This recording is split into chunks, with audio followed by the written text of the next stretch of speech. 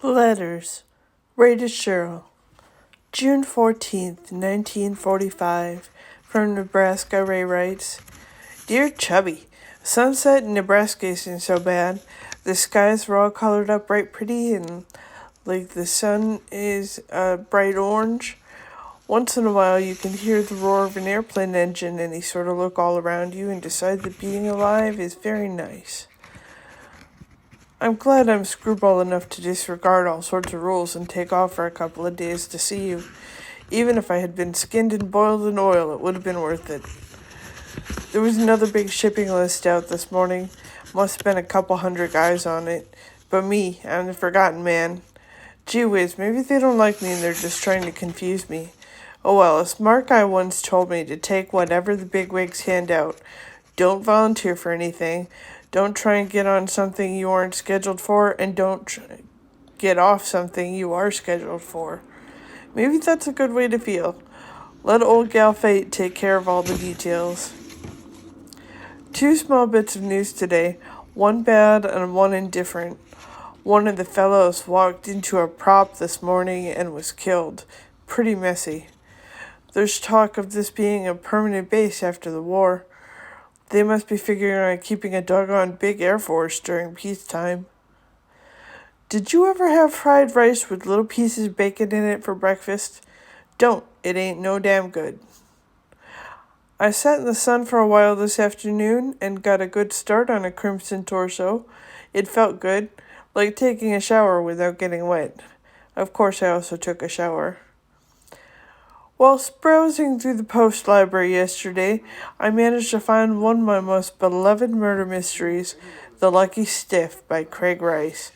I stayed up till 0200 until I had completely finished it. Gee, it was good. I liked it swell, and there wasn't even any sex in it, so there. Joe the Angel thought he saw a ghost, so he closed up his saloon and went to church. Malone and another guy tried to embalm a couple of guys that weren't dead, and 6 people got shot. It sure was funny. Say, how does it feel to know a guy that has an in with the head waiter at Colony Club and can get steaks there? If you ever wish to take your friends there, just tell the manager you're friends of mine, and I'm sure you'll go somewhere else. Tomorrow's going to be a very rough day. I've got a week of laundry to wash. Gee, I wish we were married.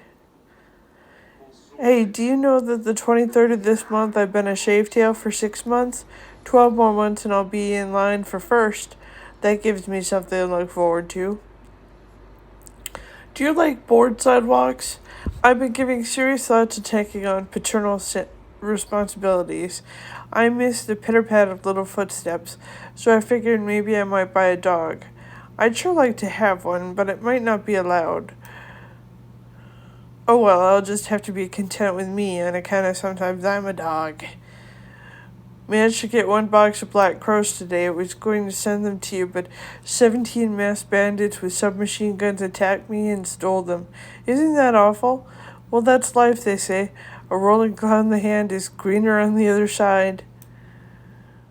My flashing eyelids are beginning to droop and my young body screams for rest.